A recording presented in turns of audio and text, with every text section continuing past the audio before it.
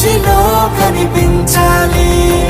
ఏం చేస్తున్నాం మనం ఇలా తీరునా మన భరతమాత రుణం.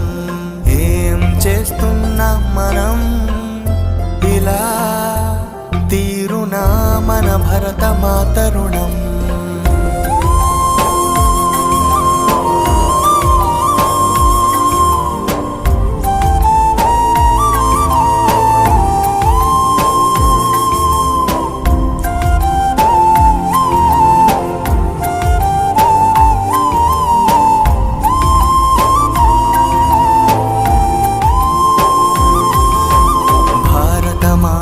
ప్రేమ వర్ణనకే అందనిది శతకోటి